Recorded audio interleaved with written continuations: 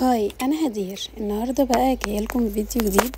فيديو النهارده هيبقى فيديو روتين كده، بس هيبقى فيديو روتين في المطبخ.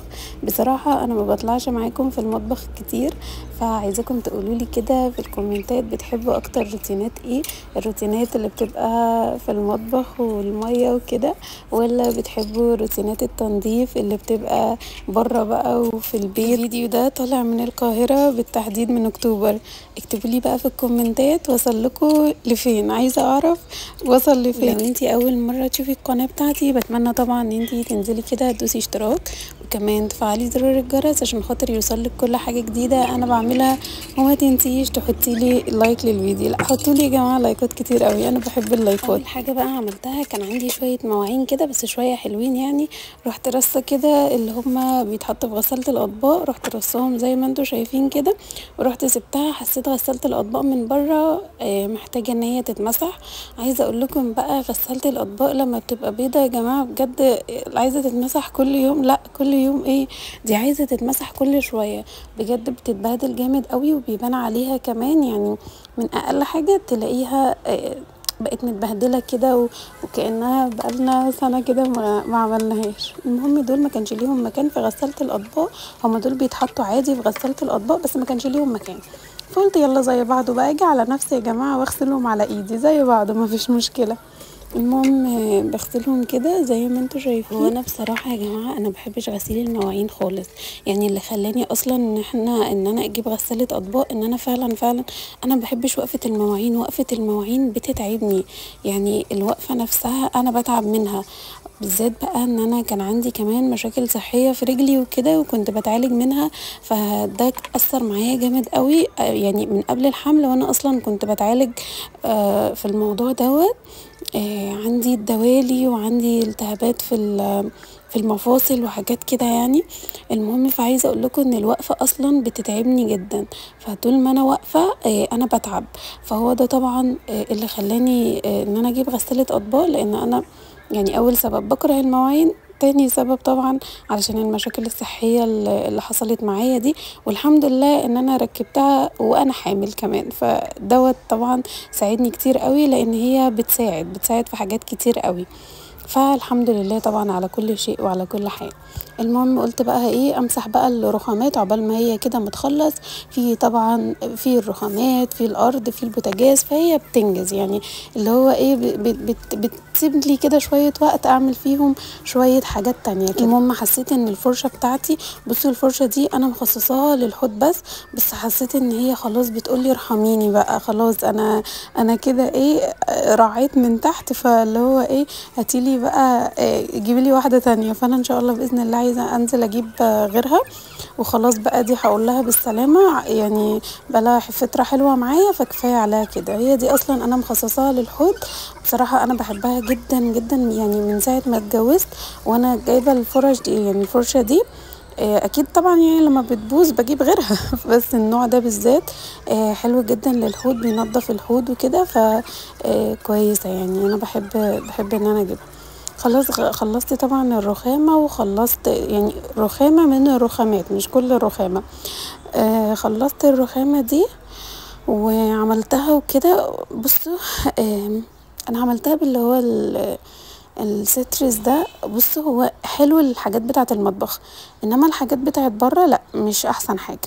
المهم جيت بقى شلت العيون بتاعه البوتاجاز. اتفاجئت طبعا بالمنظر اللي انتوا شايفينه ده. انا ما كنتش شايفه كل المنظر ده، فرحت دعكاه. بصوا بقى، عايزه اقول لكم ان انا عندي الحوامل الزهر، رغم ان الحوامل الزهر تقيلة وبتتحمل وكل حاجة، بس عايزة اقول لكم بجد متعبة جدا في التنظيف، بتلم كمية دهون رهيبة بجد، فانا بتعب خالص في تنظيفها. فبجد مش لاقيه لها حل. طبعا التنظيف اللي انا بنضف بيه دايما، اللي هو ان انا بعمل ايه، ان انا بحط ميه سخنه في الاول. بحط الحاجه مثلا في كروانه كده او بوله كبيره، وبحط فيها عيون البوتاجاز، تمام، وبحط اريال، وبحط هو عامه اي مسحوق يعني، وبحط كربونات، وبحط خل وملح ليمون دوت من اول ما اتجوزت انا بعمل الخلطه دي كده، وبعد كده بقوم راميه عليهم ميه سخنه يعملوا بقى فوران جامد، فبقوم ماسكه المذيب بتاع الدهون وبرشه على الحوامل الظهر، وبعد كده اخد من الخلطه اللي انا عاملاها دي احط فيها السلكه اللي انا بدعك بيها، وبعد كده اعمل ايه اقوم بقى ايه دعكه بيها. بس بجد بجد بتعب جدا. اولا مذيب الدهون طبعا ما ينفعش مع الحمل، متعب جدا جدا. ثانيا الوضع يعني تعب بالنسبه لي بالذات بعد الحمل. فعشان كده ايه لقيت ناس كاتبين بيقولوا احنا بنحط الحاجات دي في غسالة الاطباق، فقلت ازاي يعني في ينفع؟ بصراحة كنت خايفة جدا وتقريبا كان باين عليا ان انا خايفة، يعني والله كان باين عليا. فرحت حطها كده وقلت بقى ايه انا هسمي الله كده وهحط وهجرب وزي ما تيجي تيجي. رحت حطها بقى ومشغلة عليها على درجة حرارة 70، وقلت بقى زي ما تيجي تيجي. طبعا هدومي اتبلت واتبهدلت بس تمام. قلت بقى ايه اخلص كده وبعد كده بقى ايه نقلعوه خالص الاسدال ده ونشيلوه. المهم قلت بقى ايه ألملم كده اي حاجة على الرخامة. بصوا المنظم بتاع المجات ده كنت عاملة من كام يوم كده كيك شوكليت، وبعدين ايه وانا بعمل بالمضرب الكهربائي طرطش عليه، فما اكذبش عليكم انا ما مسحتهوش في ساعتها، وده غلطة كبيرة جدا جدا ان انا ما مسحتهوش في ساعتها. فبقى كل مرة بقعد امسح كده حبة امسح حبة علشان خاطر ايه علشان خاطر بقى يطلع يعني، فبيطلع بقى واحدة واحدة يعني. فليه بقى انا ما مسحتهوش في ساعتها؟ لان يا جماعة بجد انا بشتغل شوية وبعدين انا بتعب يعني غصب عني. فسبته بقى سبتها كده زي ما هي، وقلت بقى ايه قلت مش مهم بقى اعملها بقى في وقت تاني. كنت بالليل كمان وكنت خلاص مش قادرة، فده غلطة. فلزقت بقى الكاكاو والحاجات دي لزقت فيها، فللأسف بقى زي ما انتوا شايفين كده الوضع مش احسن حاجة فيها. فكل مرة كده ايه بعمل الرخامات اقوم مسحها كده حبة حبة، فبتطلع كده ايه شوية شوية يعني. بس المهم قلت بقى ايه اشيل بقى كل الكلام ده علشان خاطر بقى امسح وامسحها هي كمان كده. عايزه اقول لكم برضو بتطرب جامد معرفش ليه بجد بجد مش عارفه. انا تعبت من موضوع التراب ده، يعني بقى الموضوع اوفر قوي بجد زي ما انتوا شايفين كده. بصوا طب احنا في المطبخ، وبعدين انا بقفل بقى شباك المطبخ على طول بصراحه مش بفتحه خالص. يعني بصوا يعني هو شباك الريسبشن اللي بره كده كده بينور لي هنا في المطبخ وبيهوي لي في المطبخ والكلام ده كله.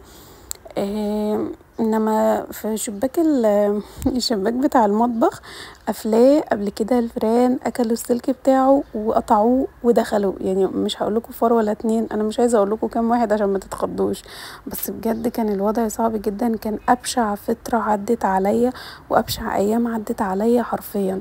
فانا من ساعتها وانا قافله الشباك خالص، خايفه ان انا حتى اشغله، خايفه ان انا اعمل السلك. حتى لو عملت السلك تقريبا مش هفتحه، فهو مش مؤثر معايا في حاجه. كده كده انا اللهم بارك عندي الشفاط بتاعي وعندي الشباك اللي بره ده كبير ما شاء الله. فكده كده يعني في كذا حاجه ايه للتهويه يعني.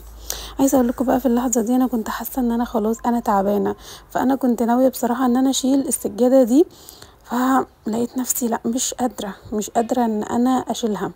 فقلت لا خلاص خلي التسيق كده ايه بالليل مثلا ابقى امسح اشيل السجادة واكنس من تحتيها وامسح والكلام ده كله. خليني بس اكنس الحاجات اللي موجودة دي. في حاجات كانت واقعة ومش عارفة يعني هو تقريبا حد من الولاد وقعها من طبق او حاجة زي بعضه. رحت لماها كده وقلت امسح برضو السيراميك اللي باين ده. وبعد كده قلت بعد ما اخلص بقى ان شاء الله هبقى يعني ارتاح كده شويه، وبعد كده ابقى اشيل بقى السجاده وابقى اسيق المطبخ مفيش مشكله. قلت بقى ايه عقبال ما غسلت الاطباق تخلص كمان اعلق على الغسيل كده ورحت بقى ايه مشغله الغساله. يعني ايه اللي هو بكسب وقت. هنا بقى كانت الغسالة خلصت. بصراحة النتيجة بتاعتها مش احسن حاجة، او ممكن علشان انا مش قلبة الحوامل.